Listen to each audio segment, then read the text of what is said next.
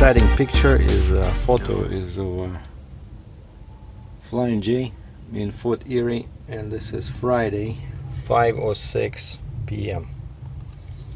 I'm parked next to a Freightliner RE West transportation field test truck for Chevron. Okay. If this vehicle is left unattended for more than 24 hours, please contact.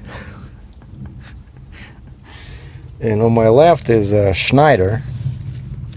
And on the first couple of days I was occupying 2 spots, and then I decided, because this truck stop gets really full by the end of the day. But today's Friday, but normally all these spots here, like, people start parking in the middle, and so I moved like that. So you see, like, on this side, my track, you can see in the mirror, the track is on the yellow line, right?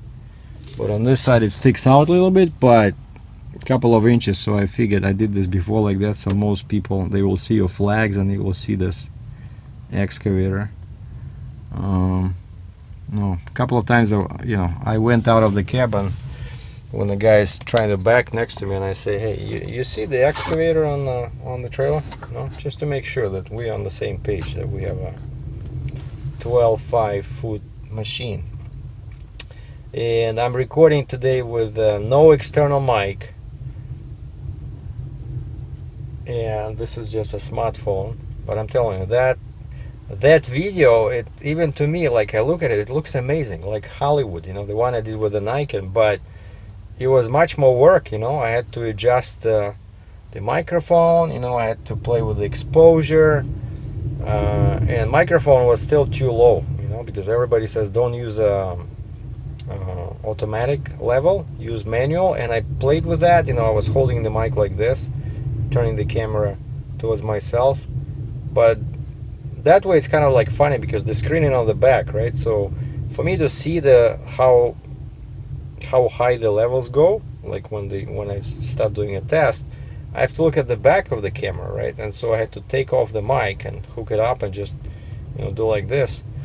And I thought I had it, and then I recorded and I uploaded to the computer, and it's too low. So I boosted it. A couple of people were complaining that the volume was too low. That's already after I boosted it. In post-production, I was able to drag that volume line up.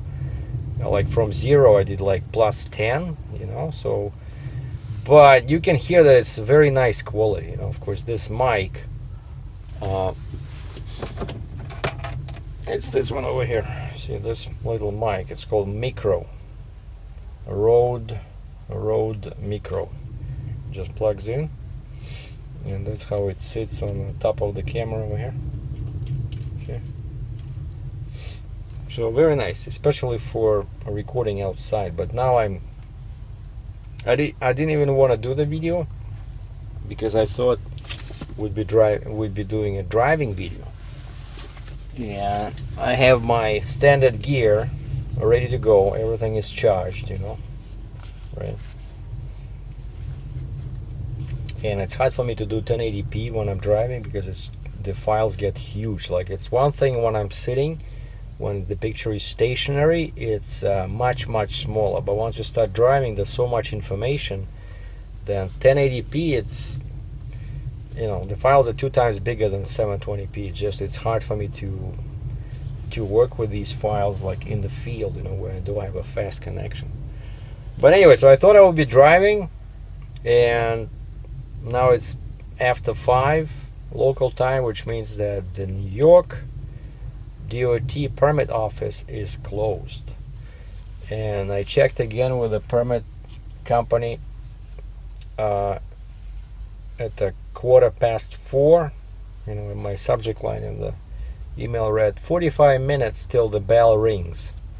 And they on Central Time, so actually they're still in the office, because now it's only 4:10 in Iowa. But they said today DOT has not issued a single permit out of all the permits that they had in the pot, so to speak. And I had to resubmit my permit this morning because they rejected, they said I was too tall. I was 1311, right?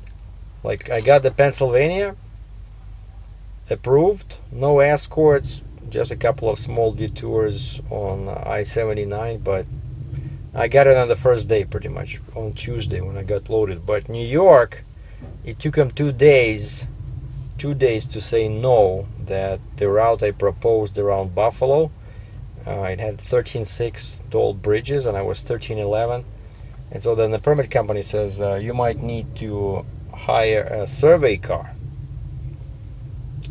And I called this broker across the river in Buffalo. I said, how much you guys charge to do a survey? Like, they go with a pole and they measure all the bridges on the proposed route and just they find a way for you to go around. And they said $150.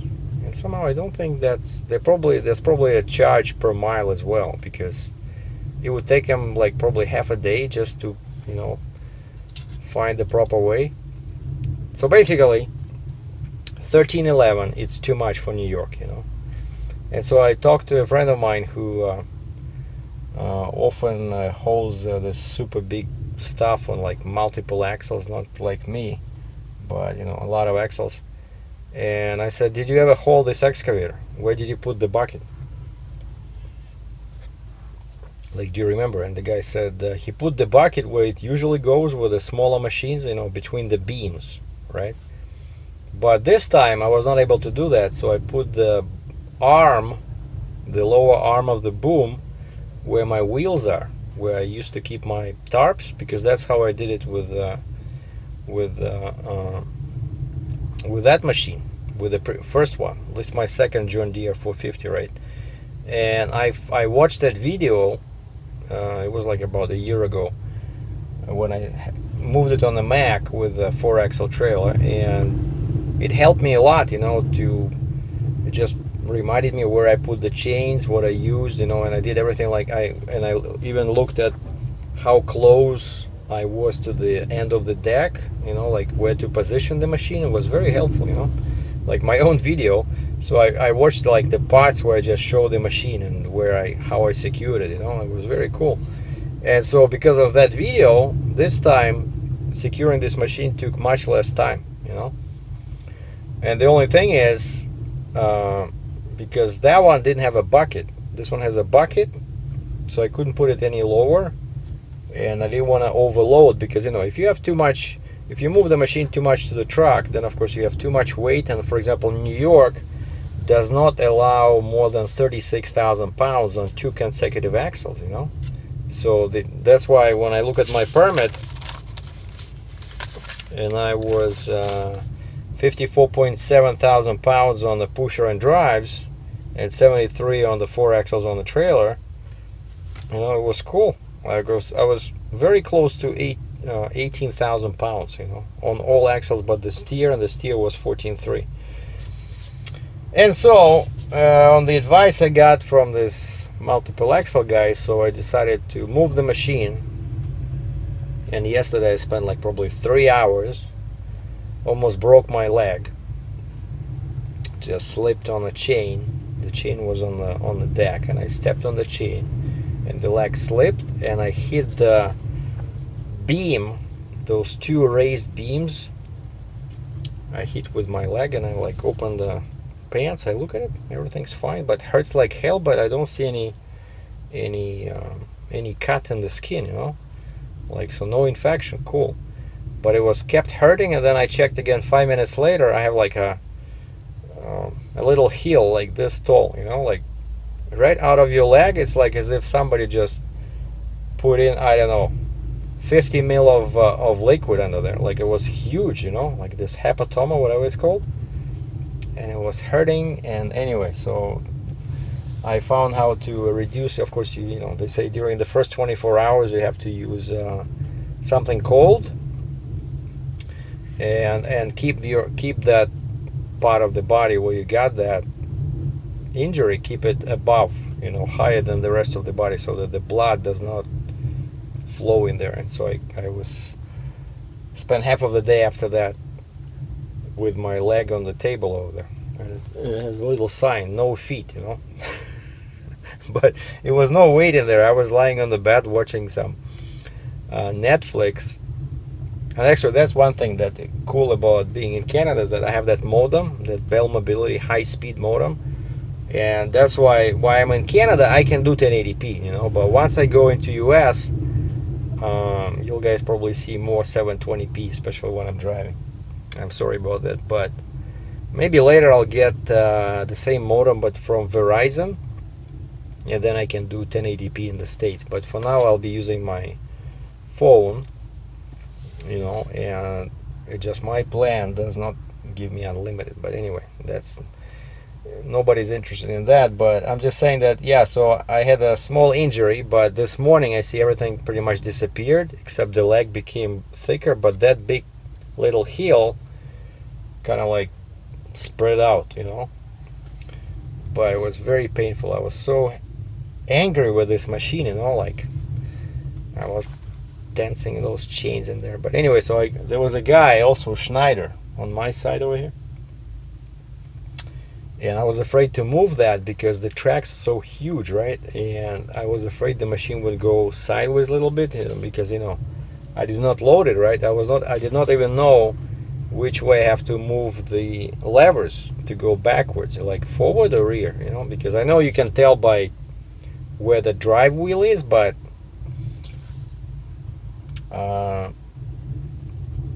I'm not that, I'm not an excavator engineer. But the Schneider guy got off the phone. I'm standing like here, and he's on the phone talking probably to his wife or something. And I say, hey, buddy, can you just watch for 2 minutes?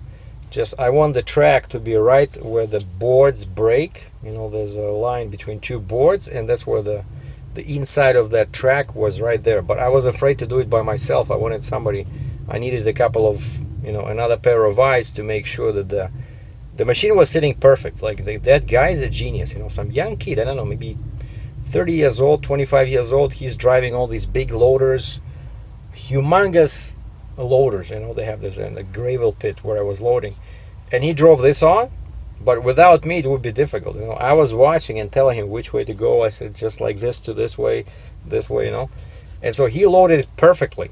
And I was really afraid to mess that up, And all I had was, I wanted to move it like that. So, because the rear, that's where my wheels are, right? And so the arm, the boom is here. Right, so let's say this is the boom of the machine, right? So this is the boom, and because of the size of the boom and the arm, so this is the area where I used to keep my tarps, right? And so I had to put the boom like this, and I put a couple of timbers in there. It was all soft, nothing was crazy pressure in there, but the boom over here was kind of like, the bucket was hanging in the air, and I figured that if I move the machine, towards, like, my truck is here, right?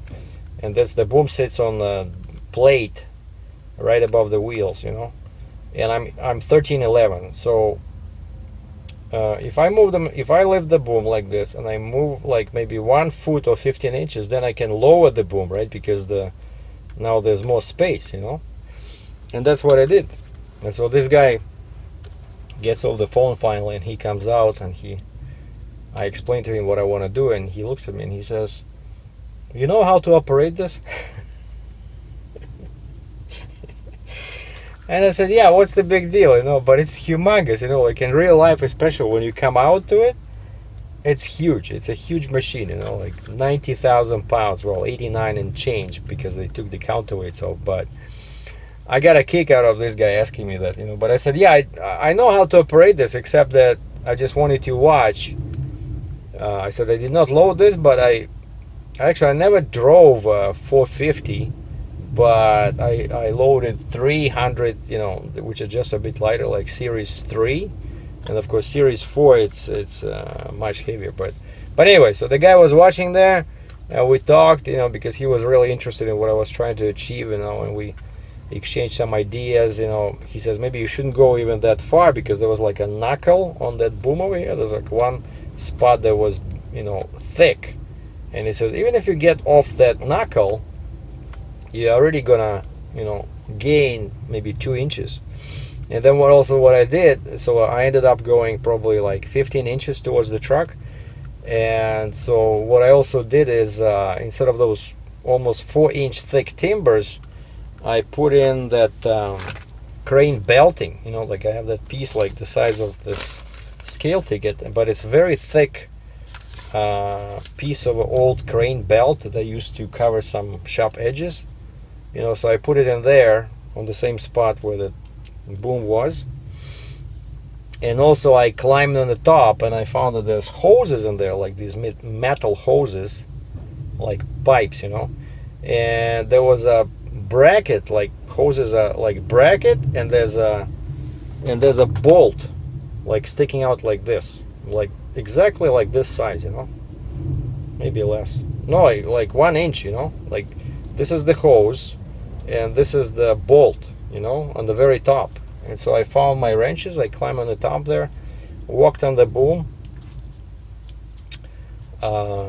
full PPE, and unscrewed those 2 bolts and put them in the cab. And then this guy helped me measure, because it was very windy, actually very windy today, and we have I think it's like almost like tornado warning in Toronto area, you know, like Toronto is that way. And I see the sky, and a friend of mine he's driving now in Michigan. He said he saw some trucks in there overturned, you know, in ditches, like dry van. Like the wind is unbelievable today.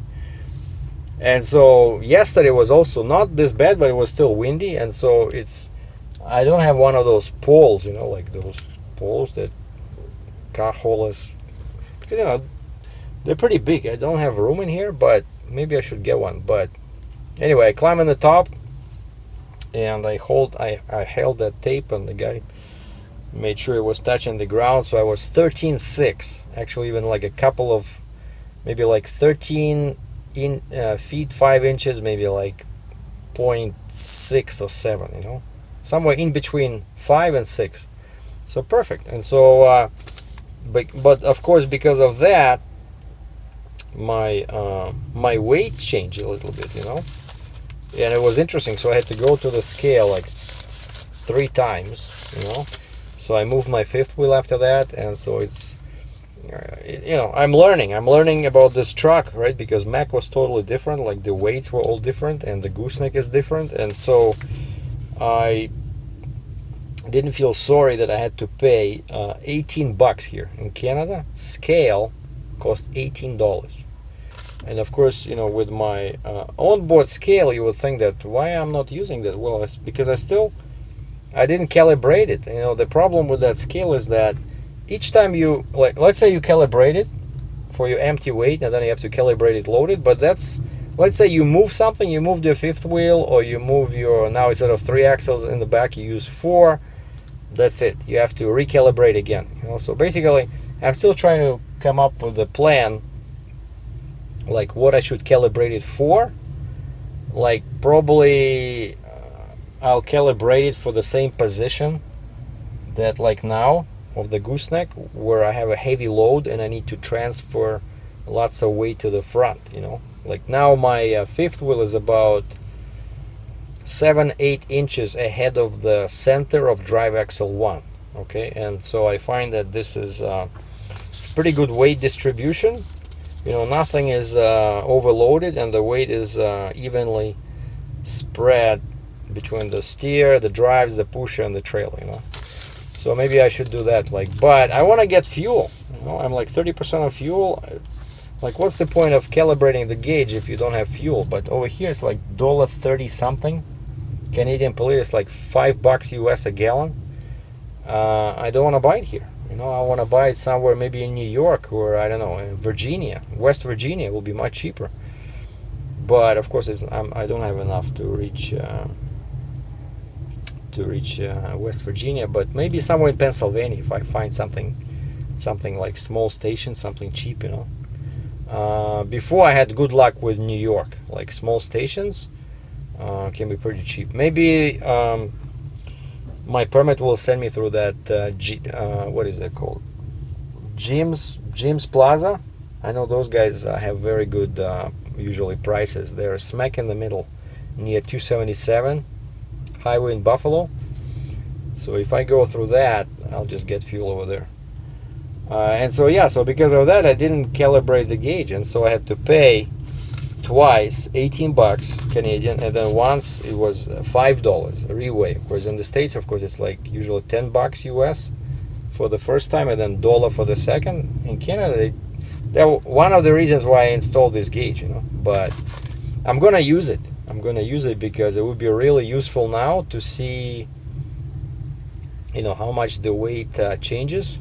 I'm still thinking like how to calibrate it, you know. What will be the most useful position to calibrate it for, you know. And again, I think the best plan is to calibrate it for heavy loads, like when I'm loaded heavy, you know.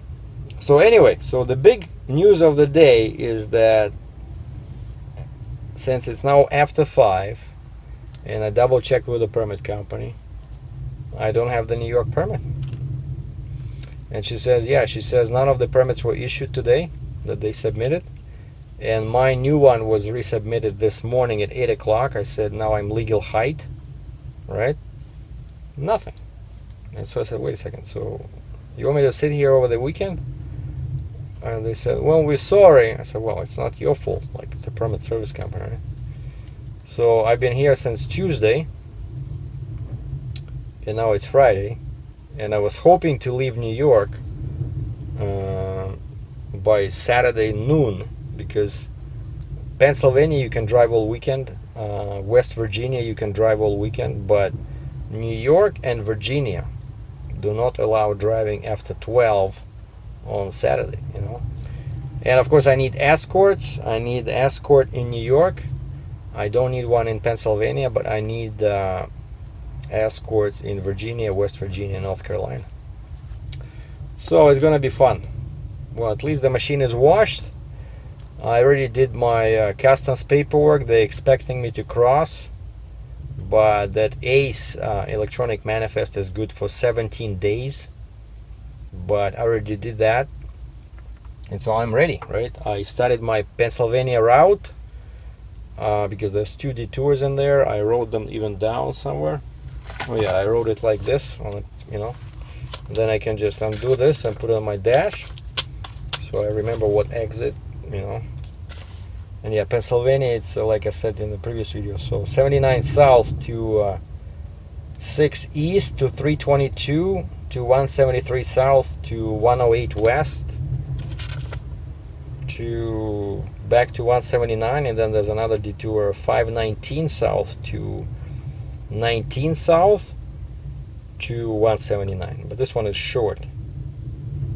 Yeah, this one is just 24 miles detour. The first one is 44 miles. No, wait, 44 plus 4, 48. Yeah, so one big detour, one small detour. So I'm ready to go into Pennsylvania, and I can't. Oh, and the bridge is approved, right? I got the bridge approval. I hope it doesn't expire till Monday, but actually I didn't pay yet. I have that approval number. Maybe I'll call them, just tell them, hey, I don't have the New York permit, I cannot use your approval, but everything is the same. So I'm gonna cross Monday or Tuesday, hopefully. So anyway, so that's the big disappointment for me, that I'm wasting so much time with this load. I have no luck recently, you know. That 988, like another friend of mine says, you should have just driven it, you know. You know, that big loader from Arila. Just pay somebody a couple of $100, just, you know, like they do, like construction guys, right? I see them, of course, not on the freeway, but go on a local road and just, you know, turn your flashing lights on and have a pickup escort you, pick up with the flashing lights. For all they care, you're a construction guy just moving the piece. But of course, it was 65 or 70 miles. Imagine if that loader would take like 4 or 5 hours, you know. But still, I would make a lot of money if I could drive that thing. So I don't know. that's why sometimes it's important to think outside of the box. You know, if the thing has wheels, it has the steering wheel. All I gotta do is just buy some fuel, right? Find a guy with a pickup truck with lights and drive it. Like, they don't want to take the wheels off, fine. They don't want to take the cab off, fine. But you cannot drive with the thing on your deck, you know, at 1411 tall. Too much hassle. So maybe I should buy a beam trailer, you know. Sometimes I just wish that I had 2 trailers instead of 1. So anyway, that's just the inside look again, right? That's what happens with oversized loads, you know. Sometimes you get stuck at a truck stop. Well, at least they have a restaurant in there. They have Denny's, you know, and I have internet. I am using my Bell Mobility, like I mentioned. So I'm watching Netflix. So I have my own little TV. I really enjoyed that Lost in Space. I'm just, when it came to an end, I'm just, shoot, even though I hated that Dr. Smith, I felt like killing her, you know, but she was so freaked me out, you know. But I wish there was another 10 films and like season 2. But so far I didn't see anything about season 2. There was just season 1. But I just got some email saying that there's something new. They have another video that another movie they just added. Something I love science fiction. You know, that's I loved reading science fiction when I was a kid, when I was growing up, and I love watching science fiction, especially when it has some action, like, you know, thriller. So that's what I'll be doing. I'll be sitting here over the weekend, eating Denny's food and watching Netflix videos, and maybe I'll grab my camera. Like, the sky is pretty dramatic today, so I don't know what's gonna happen tomorrow, so maybe I'll grab my camera and just walk somewhere and try to do some photography or something, you know. But basically that's it. No trucking until Monday. Have a good weekend, boys and girls. Thanks for watching. Captain Sergei out.